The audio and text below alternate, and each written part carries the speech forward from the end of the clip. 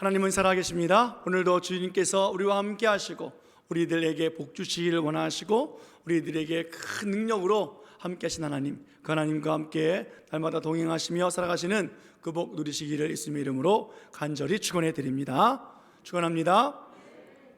오늘 본문은 빌립보서에 있는 본문의 말씀입니다. 빌립보서는 바울이 쓴 빌립보 교회를 향해서 쓴 편지입니다. 바울은 아시아 선교를 위해서 차곡차곡 준비하고 있었지요. 이방인의 사도로 쓰임받은 사도 바울. 그런데 아시아 선교를 위해서 준비하고 있었던 바울에게 성령께서는 가지 못하도록 막으셨습니다. 복음을 전하지 않는 사람에게 나가서 복음을 전해라 라고 하는 것이 성령께서 하시는 일일진데, 아시아를 향해서 복음을 선교를 위해서 준비하고 있었던 사도 바울의 길을 막고 계시니까 어찌 보면 이거 하나님이 막으신 거 맞나, 아니면 하나님께서 하시는 일을 마귀가 방해하고 있는 것은 아닐까 하는 생각이 들 수도 있을 것 같습니다. 그래서 한번 뒤돌아보게 되어지고, 때로는 포기하고 때로는 주저앉게 되어지고, 나는 아시아를 향해서 가고 있는데 왜 아무것도 준비되지 못한 곳으로 하나님께서 인도하시는지 알지 못하는 상태에 있는 그런 상황 속에서 과연 무엇을 할 수 있을까 고민이 될 겁니다. 오늘 하나님은 바울을 유럽으로 보내고 계십니다. 지금까지 준비한 것은 아시아였잖아요. 유럽이 아니었다고요. 벼랑간 하나님께서 일정을 바꾸시는 그 이유가 무엇일까? 오늘 바울은 그럼에도 불구하고 성령에 따라서, 인도하심 따라서 그는 유럽으로 나아갑니다. 유럽의 첫 번째 도시를 만나게 되어지는데 그 도시가 바로 빌립보 도시입니다. 그곳에 바울이 와서 하나님께서 왜 보내셨는지 알기를 원했지요. 제일 먼저 한 여인을 만나게 되어지는데 자조장사를 하고 있었던 루디아를 만나게 되어집니다. 그 여인에게 복음을 전합니다. 그 여인이 복음을 받았고 예수님을 영접하면서 또 세례를 받고, 그리고 바울이 거처 곳이 없기 때문에 이 루디아의 집에서 거처하면서 기도하고 또 예배하면서 빌립보 교회가 시작이 되어집니다.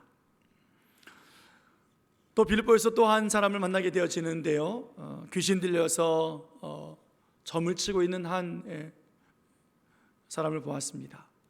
너무 안타깝고 딱딱하기에 바울은 귀신을 내어 쫓아주었지요. 그런데 이것이 문제가 되었습니다. 그것으로 먹고 살았던 귀신 들린 사람을 붙잡고 있었던 그 주인이 밥벌이가 없어지고 나니까 바울을 고소했습니다. 그래서 바울이 감옥에 갇히게 되었습니다.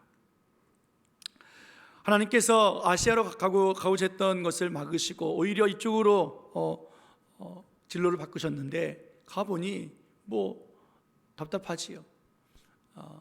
또 복음을 전하고 또 예배가 시작되었으나 억울하게 별일 아닌 거 가지고 감옥까지 오게 되었습니다. 바울은 원망할 만하고 때로는 불평할 만하고 무슨 이유 때문인지 고민할 만한데 오히려 바울은 그 빌립보 감옥에서 감사를 하고 있었습니다. 감사하며 찬양하고 기도하고 있는 그때에, 그렇게 예배드리고 있을 때에 하나님께서 놀라운 기적을 하나 베풀어 주시는데 감옥의 문이 활짝 열리는 기적을 나타내 보이셨습니다. 문이 열렸음에도 불구하고 바울은 나가지 아니했지요. 감옥 안에 그대로 있었습니다. 그런데 깜짝 놀란 간수가 문이 열린 걸 보고 다 죄수들이 탈출했거니 생각을 하고 이제 날이 밝으면 나는 죽었다 하는 생각을 가지고 죽으려고 했을 때 바울이 살립니다. 죽지 말아라, 나 여기 그대로 있다, 나는 도망가지 않았다라는 거지요. 죄수들이 탈출할 기회가 있으면 탈출하지 않습니까? 어떻게든 감옥을 빠져나오고 싶어 하지 않습니까? 그런데 오늘 바울은 뭐 큰 잘못도 아니에요. 감옥에 들어올 일도 아니에요. 귀신 쫓아줘서 사람 살리는 것이 오히려 칭찬받을 일이지 감옥에 들어올 일이겠느냐고요. 이 좋은 기회를 바울은 놓친 것처럼 문이 열렸음에도 불구하고 나가지 않고 있습니다. 사람들은 보통 내게 유익이 되어지고 내게 좋은 기회가 왔다, 성공할 수 있는 기회가 왔다라고 하면 그 길을 달려갑니다. 그런데 복음의 사람은 그 길이 내 앞에 놓여 있어도 달려가지 않습니다. 왜냐하면 하나님의 뜻이 무엇인지 구하기 때문입니다. 그것이 복음의 사람들의 모습이에요. 오늘 바울이 그 뜻을 찾고 있는 거지요. 문이 열렸으니 나가자가 아니라 예배드리고 찬송했으니 하나님 열어주셨네가 아니라 하나님께서 왜 나를 감옥에 오게 하셨고 왜 문이 열렸는지에 대해서 묻고 있다라는 거지요. 간수는 문이 열렸음에도 불구하고 나가지 않는 이 바울 일행을 보고 놀라워하지요. 왜 감옥에 있을까? 죄가 없다고 말하는 사람이 왜 문이 열렸음에도 불구하고 도망가지 않았을까라는 거지요. 그래서 바울을 이상히 여기고 바울과 함께 대화를 하게 되어집니다. 바울이 문이 열렸으면 그냥 나가면 그만이잖아요. 빌립보 사람도 아니니까 빌립보를 떠나면 더 그만이라고요. 그런데 그 일을 하고 있지 않냐니까 간수 입장에서는 얼마나 이상하겠습니까? 오늘 사도 바울은 복음의 사람은 하나님의 뜻을 깨닫게 되어집니다. 하나님의 뜻은 바로 이거였구나. 바울은 감옥에서 그 간수에게 예수 그리스도를 전하게 됩니다. 그 간수는 예수님을 영접했고 자기뿐만이 아니라 가정에 있는 식구들까지도 예수님을 믿게 하고 세례를 받게 만들었지요. 이렇게 자주장사 루디아의 가정, 그리고 빌립보 감옥의 간수의 가정들이 모여서 예배를 시작하면서 빌립보 교회가 본격적으로 탄생하게 되어집니다. 바울은 많은 교회를 세웠지만 이 빌립보 교회만큼 특별한 교회는 없었던 것 같아요. 하나님께서 인도하셨고 또 아무런 방법도 말씀해 주지 아니하시고 이렇게 어려움 속에서 놀란 기적 속에서 교회가 탄생하게 되어지는 이 일들을 보면서 바울은 여러 교회 가운데 특별히 빌립보 교회를 마음에 담아두고 있습니다. 시작부터 신비한 방법으로 인도신 하나님의 그 역사 때문에 그렇지요. 시간이 흘렀습니다. 바울이 이제 나이가 들었고 마지막 생애를 보내면서 바울이 로마로 죄수의 몸으로 압송되어져서 로마 감옥에 지금 처해 있습니다. 지금 로마 감옥에 있으면서 빌립보 교회를 향해서 편지를 쓰고 있는 거예요. 그것이 빌립보서이고 오늘 우리가 읽은 본문의 내용입니다. 이 서신을 통해서 하나님의 뜻을 분명히 전해주고 있는데요. 본문 말씀을 다시 한번 읽어보겠습니다. 본문 말씀 3절부터 6절까지 같이 읽습니다. 자, 시작. 내가 너희를 생각할 때마다 나의 하나님께 감사하며 간구할 때마다 너희 무리를 위하여 기쁨으로 항상 간구함은 너희가 첫날부터 이제까지 복음을 위한 일에 참여하고 있기 때문이라. 너희 안에 착한 일을 시작하신 이가 그리스도 예수의 날까지 이루실 줄을 우리는 확신하노라. 아멘. 바울은 모든 것이 하나님의 은혜라는 것을 알고 있는 거지요. 내가 너희를 생각할 때마다, 빌립보 교회 성도들 생각할 때마다 나는 하나님 앞에 감사한다고 말하고 있어요.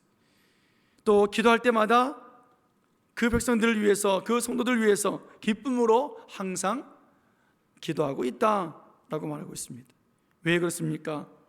너희 안에 착한 일을 시작하신 그 하나님께서 그리스도의 날까지 쉬지 않고 이루시고 있기 때문에 그렇다.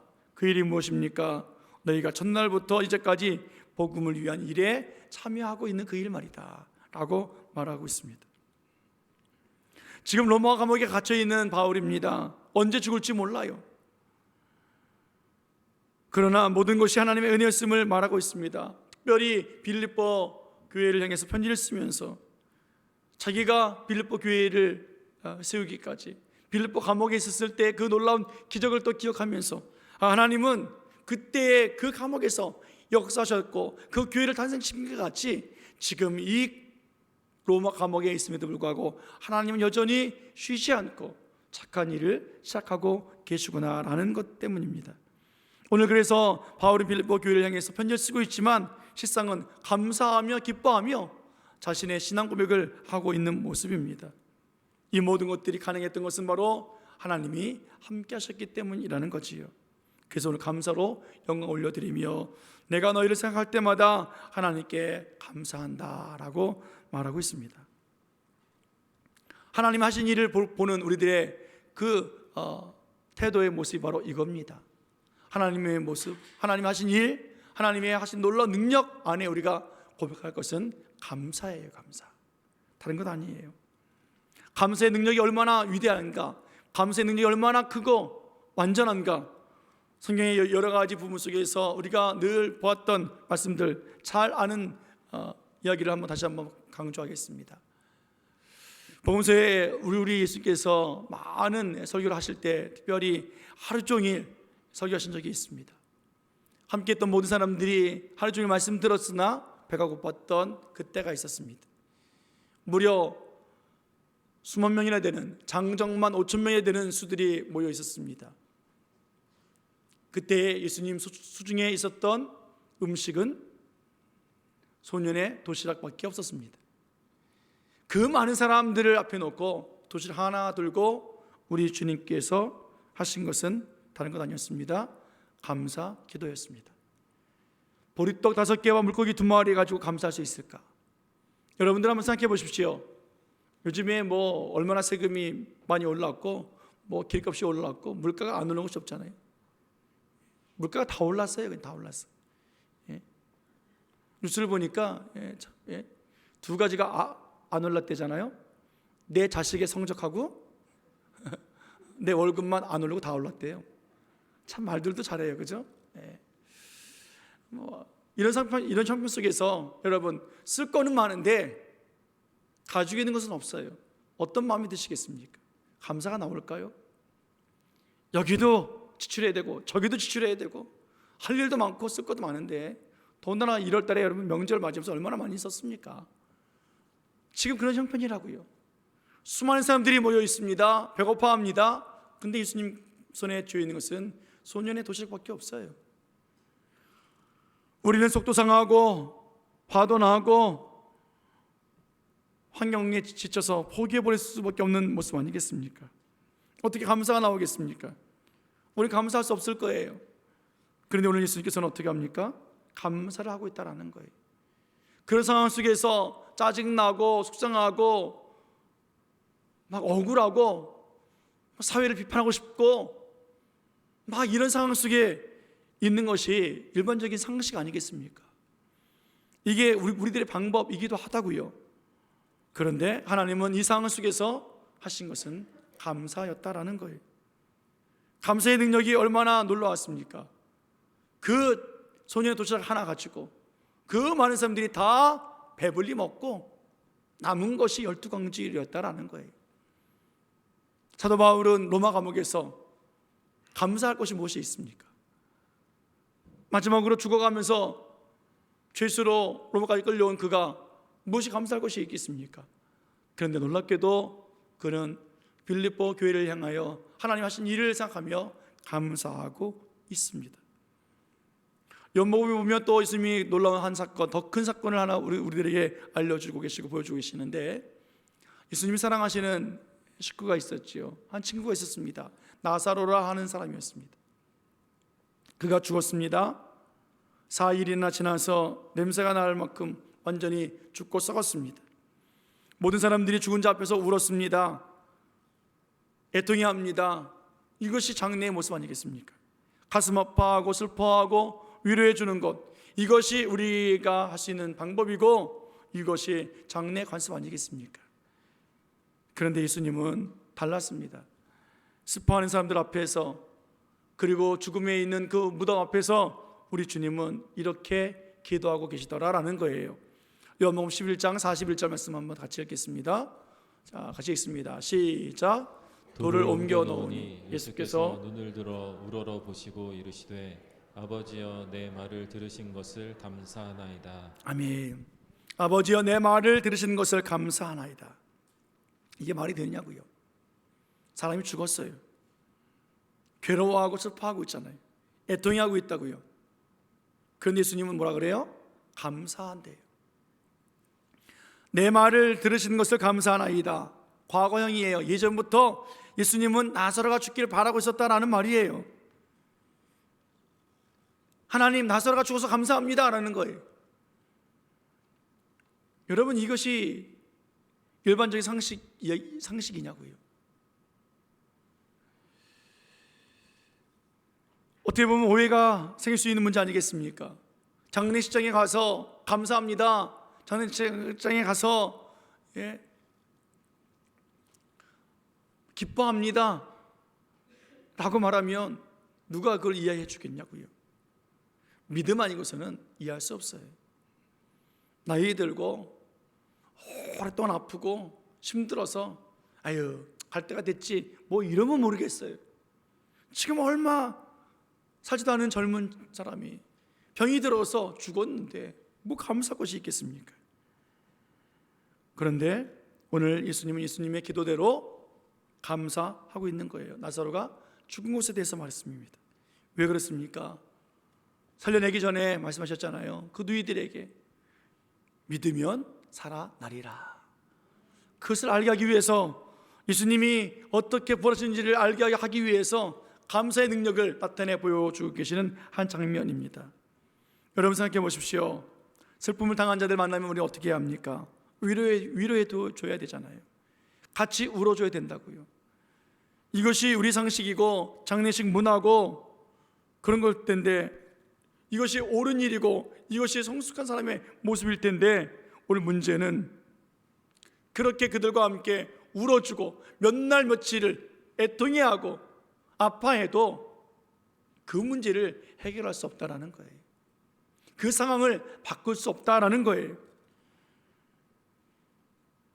죽은 자를 살려내서 같이 즐거워할 수 없다라는 거예요. 이 방법은 계속해서 슬픈 뿐이에요.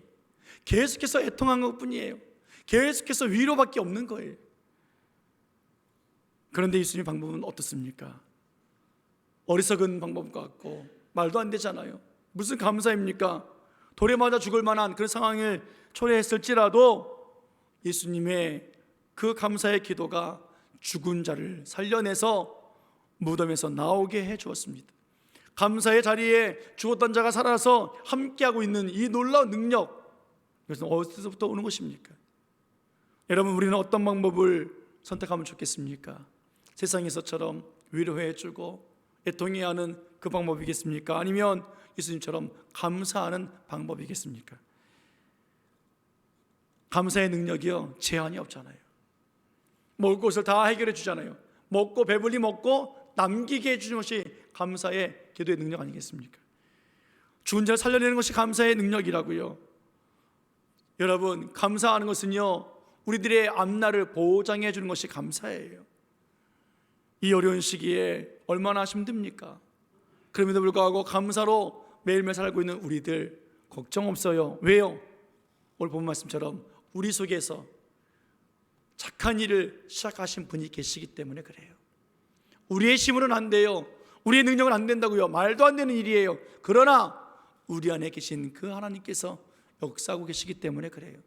첫날부터 지금까지 복음의 일에 참여했더라 라고 하는 그 빌립보 교회 성도들을 바라볼 때에 오늘 바울은 감사가 나오는 거예요. 로마 감옥에 있습니다. 그러면서 빌립보 교회를 향해서 편지를 씁니다. 감사의 편지예요. 보통 같았으면 감사의 편지가 아니라 어떻게 써야 합니까? 내가 지금 로마 감옥에 갇혀 있다. 나를 위해서 좀 기도해-달라. 나를 좀 도와달라. 내가 감옥에서 나갈 수 있게 좀 힘써달라 라는 기도, 그런 편지를 써야 될 것 아니겠느냐고요. 그런데 전혀 자기의 문제를, 형편을 말하고 있지 않아요. 오히려 복음의 사역을 바라보고 있고 하나님의 하신 일을 바라보는 그 일을 오늘 바울의 상식으로 우리들에게 알려주고 있다는 거예요. 이것이 어떻게 가능합니까? 다른 것 아니에요. 하나님이 일하고 계시다는 것을 믿을 때 가능합니다. 지금까지 나와 함께 하신 하나님이 지금도 일하고 계시다는 사실을 믿을 때 가능한 일이에요. 감옥에 있지만 지금 착한 일을 시작하신 그 하나님께서 수년 전에 빌립보 감옥에서 역사하셨던 그 역사하심이 오늘 로마 감옥에서도 일어나고 있음을 믿는 믿음, 그것밖에는 방법이 없어요. 오늘 그 마음 가지고 빌립보 교회를 바라보니까 너무 기쁘고 감사하는 거예요. 그들은 끊임없이 복음의 일에 참여하고 있는 성도들로서 여전히 하나님의 일을 하고 있기 때문에 내가 너희를 생각할 때 감사하고 기쁨으로 간구하게 되어진다라고 오늘 신앙 고백을 하고 있더라라는 말씀입니다. 바울은 알았지요. 감사하는 곳에 오병이어의 기적이 일어난다는 사실을 알았어요. 바울은 알았습니다. 감사의 기도가 있어야 그 감사의 기도 현장 속에 죽은 자가 살아나서 함께 회복이 일어난다는 사실을 그는 알았어요. 오늘 그래서 로마 감옥에서도 감사하고 있는 겁니다. 하나님의 역사하심이 여전히 살아있기 때문에 우리를 회복시키고 살리는 그 능력이 있기에 오늘 바울은 빌립보 교회를 향해서 감사한다라고 고백해 주고 있습니다. 말씀 양육을 마치고 또 명절을 마치고 뒤돌아보니 벌써 1월 마지막 주가 되었습니다. 앞으로 11개월 동안 어떻게 살아갈 것인가, 어떤 능력으로 살아갈 것인가. 참 물가가 이렇게 오르고 점점 날씨는 추워지고 참 여전히 코로나로 인해서 힘들고 있는 이때에 우리는 어떻게 살아갈 것인가. 그런데 올해 하나님은 변함없이 우리들을 사랑하셔서 우리들에게 주신 주제가 있습니다. 다시 한번 선포해 볼까요? 올해 주제입니다. 자, 시작. 일어나 함께 가자. 일어나 함께 가자예요. 아프고 고달프고 힘겹고 슬픔과 그리고 실패가 있을 때에 나를 위로해주고 나를 안타까워해주고 나와 함께 울어주고 내 등을 좀 두들겨 주기를 원하는 그것이 아니에요. 그것은 약간의 유익뿐이에요. 오늘 그러자고 주님께서 함께 가자라고 하시는 것이 아니라고요. 우리 하나님은 위로의 하나님이시고 사랑의 하나님이시고 애통해 주신 하나님이시지만 하나님은 우리를 위로해 주려고 애통해 주려고 함께 가자고 하신 것 아니에요. 왜요? 그러면 우리들의 인생은 변함이 없기 때문에 그래요. 언제나 위로받아야 되고 언제나 슬퍼해야 되고 언제나 아파야 되고 언제나 실패 속에 살아가는 인생이기 때문에 그래요. 문제 해결이 없습니다. 그러나 오늘 하나님과 함께함으로 내 속에서 착한 일을 시작하신 그분께서 오늘도 복음의 일에 참여하는 자로 우리와 함께하는 그때에 우리들의 모든 문제가 해결되어진다는 거예요. 무엇으로요? 감사의 능력으로요. 감사의 능력이 얼마나 크고 놀라운지 제가 두 가지 예를 드린 것처럼 먹는 문제 해결되어지잖아요. 감사의 능력이 얼마나 큰지 우리들의 생명이 보존되어지고 영혼을 살 수 있는 능력을 얻게 되어지잖아요. 여러분 사는 동안에 먹는 문제 해결되어지고 사는 문제 해결되어졌으면 또 무엇을 바라겠습니까? 오늘 우리가 교회에서 하나님을 믿고 바라보지만 세상에 나가면 하나님을 멀리하고 사람 눈치 보고 사람 방법 따라가면서 세상에서 말하는 성공과 행복의 길이 옳은 줄 알고 걷는다면 아무것도 될 수 없을 거예요. 여전히 우는 인생, 여전히 한숨 쉬고 후회하는 인생, 그 길을 걸을 수밖에 없을 거예요. 그러나 바울처럼 예수님처럼 참 어리석게 보이고 답답해 보이고 바보처럼 보이고 어떻게 감옥의 문이 열렸는데 안 나가느냐고요. 그런데 거기에서 하나님은 복음의 일을 시작하고 계셨고 남들 다 울고 애통하고 있는 그곳에서 감사하며 살아가시는 그 예수님의 모습을 통해서 하나님의 놀라운 능력이 나타나게 되어진다는 거지요. 오늘 우리가 살아갈 때에 때로는 우리의 모습이 그런 모습처럼 보일 수도 있습니다. 그러나 오늘 그 방법 틀린 것 아니에요. 복음의 십자가를 지고 오늘도 믿음을 가지고 살아가는 사람은 분명 다릅니다. 사람 눈치 보지 않습니다. 환경에 치우치지 않습니다. 오직 하나님의 뜻을 구하고 하나님께서 어떻게 선한 일을 행하고 계시는지 바라보고 바울처럼 어떤 상황이 있든지 간에 감사하며 기쁨으로 기도하게 되어 있습니다. 왜요? 그 능력이, 그 선하신 일이 우리를 살리시기 때문에 그래요. 교회 안에서 하나님도 보고 교회 바깥에서도 하나님을 바라볼 수 있는 그 믿음의 삶, 감사의 삶 살아가시기를 축원해 드리겠습니다. 그렇게 되어질 때 어디가 배고픈 자리인지 어디가 죽음의 자리인지 알게 되어지는 거예요. 로마 감옥이요 배고픈 곳 아니었어요. 로마 감옥이요 죽는 장소 아니었어요. 로마 감옥이요 추운 곳 아니었어요. 사람들은 말합니다. 추웠다, 배고팠다.